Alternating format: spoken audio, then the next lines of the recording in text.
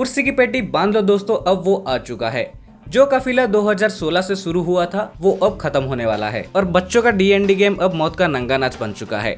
मैं बात कर रहा हूँ स्ट्रेंजर थिंग्स फाइनल सीजन के ट्रेलर का, जिससे पता चलता है इस सीजन 150 किलोमीटर के स्पीड से लोग निपटने वाले हैं, जिसमें हम सबके प्यारे दुलारे बेबी शीटर स्टीव हैरिंगटन भी लोटे में मणिकर्णिका घाट आने वाले हैं। जहाँ पे सीजन 4 के एंड में हमें देखने मिला था हॉकिंस के चारों तरफ क्रैक्स आना शुरू हो चुका था और सारे क्रैक्स हॉकिंस के लाइब्रेरी में आके जुड़ता है। ट्रेलर में उसी लाइब्रेरी को हम ऑफसाइड डाउन में देख पाते हैं, जिसमें से वेकना निकल कर आता है। रियल वर्ल्ड में हॉकिंस में क्रैक्स आने के बाद लाइब्रेरी के आसपास जो बिल्डिंग्स है वो टूटे पड़े हैं और पूरे शहर में लॉकडाउन लगा दिया गया है, जहाँ पे रास्ते और स्कूल हर जगह आर्मी के लोग खड़े हुए हैं और रास्ते में ही फेंस लगा दिया गया है। इसे और एक बात पता चलता है, तुम सोच रहे हो कोरोना के न्यू वेरिएंट आने से तुम स्कूल या कॉलेज जाने से बच जाओगे।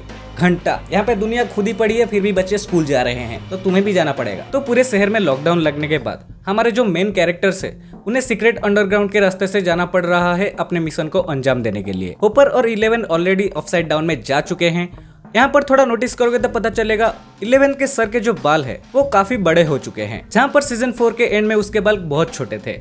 हो सकता है हमें यहाँ पे एक टाइम जंप देखने को मिले। उसके बाद ट्रेलर में हम 11 को उड़ते हुए भी देख पाते हैं, जिससे ये पता चलता है 11 और भी अच्छे से अपने पावर्स को यूज करना सीख चुकी है। 11 और होपर ऑफसाइड डाउन वर्ल्ड में है और वो हॉकिंस के लैब के तरफ जा रहे हैं। हमें यहाँ पे एक शॉक वेव देखने को मिलता है जिसे होपर बाहर से देखता है। माइक और टीम को हम प्लान बनाते हुए देख पाते हैं और उनके सामने टेबल पर उसी 3 सर वाले ड्रैगन का टॉय रखा हुआ है, जिसके लिए ये स्पेकुलेशन किया जा रहा था यही ड्रैगन हमें शो में भी देखने को मिलने वाला है। जिसके बाद ये लोग 2 टीम में डिवाइड हो जाते हैं और कुछ लोग एक बड़े से टावर जैसे जगह पर जाते हैं। माइक, डस्टिन, विल और लूकस जंगल में मैप देखते हुए हॉकिंस के लाइब्रेरी को मार्क किया हुआ है। यहाँ पर यह हो सकता है सब जगह आर्मी है, तो ये लोग किसी तरह छुपते छुपाते हॉकिंस के लाइब्रेरी में जाने की कोशिश कर रहे हैं। दूसरी तरफ नैन्सी और जोनाथन के सामने एक गेट जैसा कुछ ओपन होता है, जो शायद अपसाइड डाउन में वो शॉक वेव के कारण हो सकता है, या फिर यहीं से वो 3 सर वाले ड्रैगन बाहर आने वाला हो, जिसके बारे में मैं बात कर रहा था। इसके बाद हम नैन्सी के हाथ में ब्लड देखते हैं जिसे वो रोते हुए धोती है,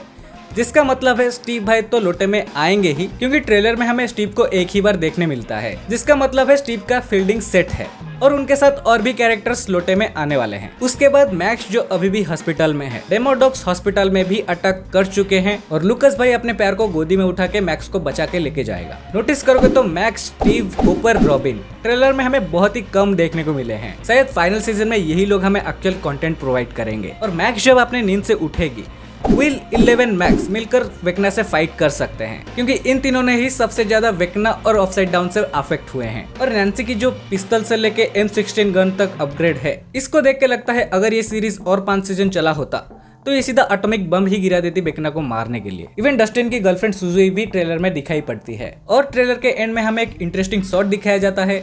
आर्मी डेमोडॉग से फाइट कर रहे हैं, लोग मरे पड़े हैं और वेकना विल को 1 लास्ट टाइम यूज करने की कोशिश कर रहा है। मेरे हिसाब से विल को वेकना के साथ मांडवली कर लेना चाहिए, मतलब इसे हर बार यूज करके छोड़ देना अच्छी बात थोड़ी है। जोक्स अपार्ट, यहाँ पर वेकना का कॉस्ट्यूम डिजाइन और भी ज्यादा भयंकर लग रहा है और हो सकता है वेकना जब विल में अपने शक्तियों को डाल रहा हो इन्हें पॉजिटिव वे, उस वजह से हम यहाँ पे उसे अनकॉन्शियस देख पाते हैं, जिसके बाद वो यहाँ से किसी तरह बच के निकल गया होगा, ये मैं एक्सपेक्ट करके चल रहा हूँ, क्योंकि आगे हमें एक शॉट दिखाया जाता है जिसमें जोनाथन सभी बच्चों को अपने बाहों में समाया हुआ है और वेकना का पावर जो विल के अंदर होगा, इस वजह से एंड में वेकना को मारने के लिए विल को ही मारना पड़ जाए। जो कहानी विल से शुरू हुआ था वो विल पर आके ही खत्म हो जाएगा और एक फुल सर्कल कंप्लीट हो जाएगा। आई डोंट नो, कुछ भी हो सकता है, मैं तो बस बता रहा हूँ। ट्रेलर को बहुत अच्छे से काटा है, बहुत सारी चीजों को रिवील नहीं किया है। मैं बस यही कहूंगा कि मजा आने वाला है। जो स्टोरी समर में शुरू हुआ था वो विंटर में आके खत्म हो जाएगा। जब पूरी दुनिया न्यू ईयर सेलिब्रेट कर रहा होगा तब मैं और तुम यहाँ बैठ के स्ट्रेंजर थिंग्स के बारे में बात कर रहे होंगे, क्योंकि ये बात तुम भी जानते हो और मैं भी जानता हूँ, तुम्हारे पास भी न्यू ईयर सेलिब्रेट करने की कोई भी वजह नहीं है। तो जब तक हम मिलेंगे आप चैनल को सब्सक्राइब करें और देखते रहें TSR Says।